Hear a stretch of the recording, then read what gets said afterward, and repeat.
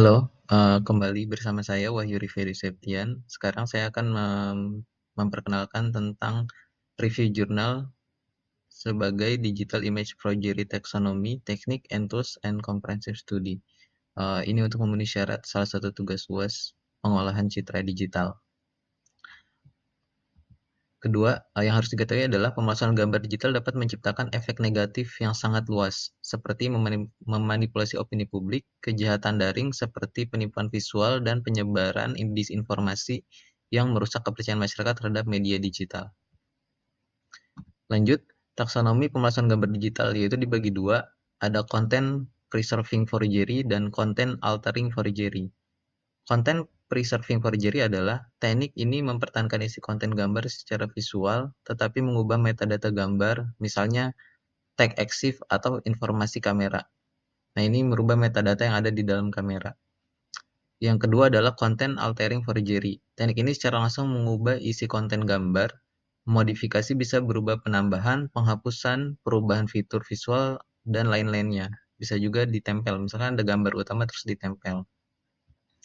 Nah, taksonomi ini dibuat mind map-nya berdasarkan jurnal yang sudah dibaca, kurang lebih seperti ini. Pertama, dia ada Digital Image Forgery 1, turun ke taksonomi yang pertama, terus ada konteks preserving-nya.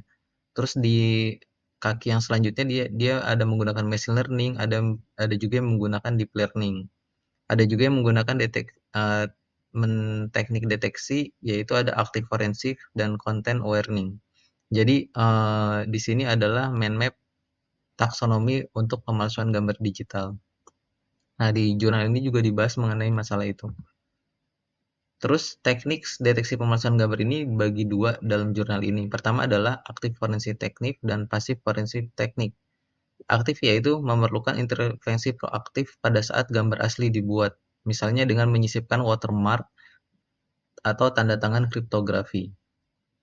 Sedangkan pasif forensik adalah teknik ini bekerja tanpa memerlukan informasi awal atau intervensi pada gambar asli.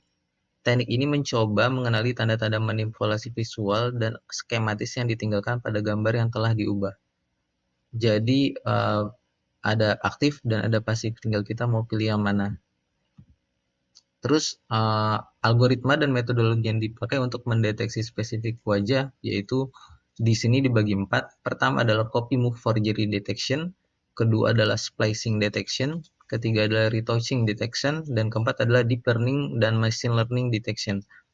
Copy move forgery detection adalah teknik ini bertujuan menemukan bagian gambar yang diselain dan dipindahkan. Sementara splicing adalah mengidentifikasi hasil gambar gabungan dari sumber berbeda dengan mendeteksi ketidakseragaman elemen visual seperti pencahayaan, noise kamera, dan ketidakselarasan edge dan analisis statistik warna. Retouching detection adalah fokus pada modifikasi halus, misalnya penghalusan wajah, dan perubahan tekstur. Sedangkan deep learning dan machine learning sering seiring dengan kemajuan teknologi, jaringan saraf tiruan ini mencoba untuk mengotomatisasi untuk mendeteksi gambar yang dimanipulasi. Dan ini tentu lebih cepat dari metode sebelumnya atau yang konvensional ya. Kemudian tantangan dan tren penelitian di masa depan adalah teknik ini bisa dipakai untuk pemalsuan menggunakan GAN atau Generative Adversarial Network atau Artificial Intelligence, kecerdasan buatan. Kedua adalah manipulasi subtle dan halus. Maksudnya adalah bagaimana kita dapat memanipulasi gambar dengan sangat halus sehingga mungkin tidak terlihat tampak seperti image yang ditambahkan atau dimodifikasi. Nah, ini bisa dibantu dengan perkembangan AI juga.